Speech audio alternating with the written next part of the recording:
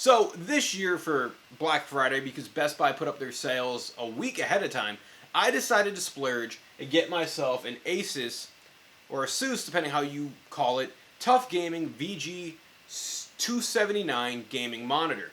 Now, I got spoiled for having big displays at work, and I wanted one for home.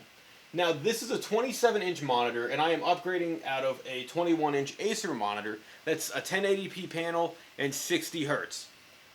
And the Acer monitor, for many basic things, is fine for, opening tickets at work, answering phone calls, things along those lines. But I wanted to get back into PC gaming because, as many of you guys know, I've had an HP Omen laptop, which is a gaming laptop that has a pretty good graphics card in it, that I never really gamed on.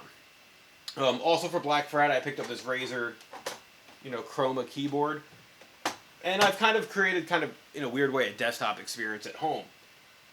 What drew me to this monitor was, one, the price point at $199 for Black Friday, and two, just kind of what it brought to the table in terms of being a 27-inch display, and it goes up to 165 hertz.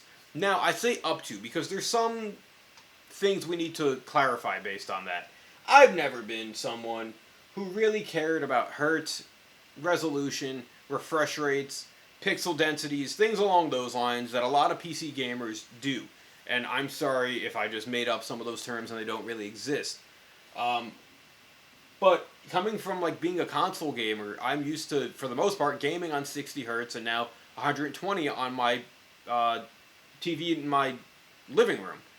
So I didn't really know how much of a difference it would make with a higher refresh rate. And I'm going to say straight offhand, as you can see I have Rocket League up because I wanted to put something gaming up, I could immediately tell the difference. Now this is only a 1080p panel, which is something that might irk some people. Software based, if you use AMD's Fidelity FX like I do, you can kind of make it a 1440p. The hardware doesn't change, but the software emulates a higher resolution. But for 1080p, it is very, very surprising in the fact that I wouldn't think I wanted more. It just works very well. Now, the contrast ratio is something along the lines of 100,000 to 1, which is great for contrast. It touts a 1 millisecond response time, which for gaming, you want as low of a millisecond latency as possible, just so you know what you're doing.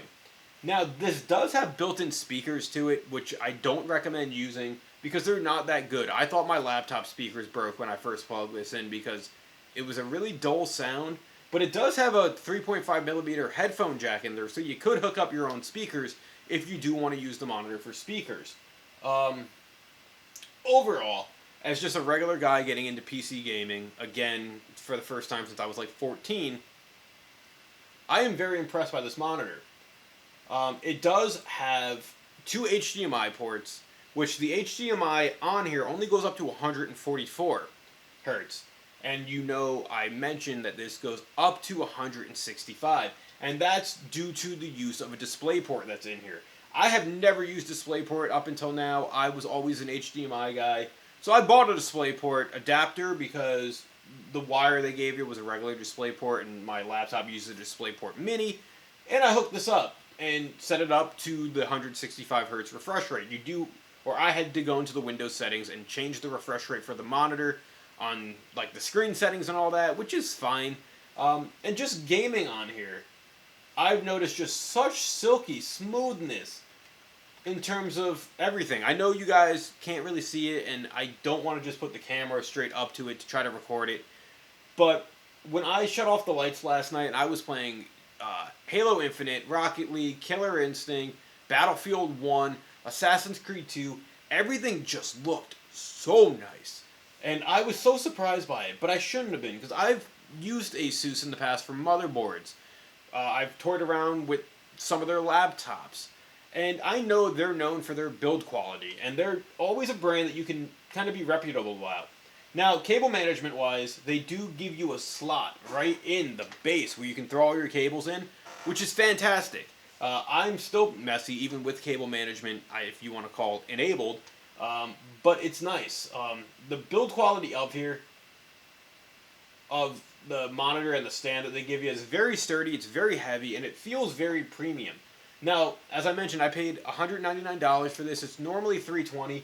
I definitely am happy with this and being able to set up a 3-monitor setup, but this is going to be my primary monitor. And I think for the average gamer, as a mid-range monitor, if that's what it is, because I've seen like Samsung Odyssey monitors go for like $700, it's a really good monitor.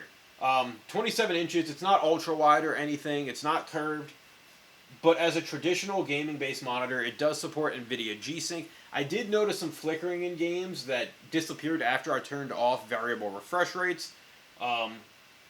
And it does support variable refresh rates for AMD cards as well, but I guess it's not FreeSync certified. It is G-Sync certified, which is fantastic for NVIDIA cards. But I'm very happy with this, and I'm going to be gaming on it tonight and continuing to test this out. So as a person just getting into PC gaming, I would definitely recommend this monitor just for the sheer fact of what I've dealt with in regards to it the last 2 nights. It's really good. It's really bright. It has a whole lot of customizationable options on the panel itself just by using like the built-in settings. And I definitely think you guys are gonna really like this monitor if you buy it. If you have it, if you've used it before, leave your thoughts down in the comment section below, guys. The ASUS TUF Gaming VG279 gaming monitor, I definitely would give this like a 9 out of 10 just based on coming from 2 basic monitors. This just blows them out of the water. Guys, thank you for watching. Check it out. Game on. I'll catch you later. See you. Bye.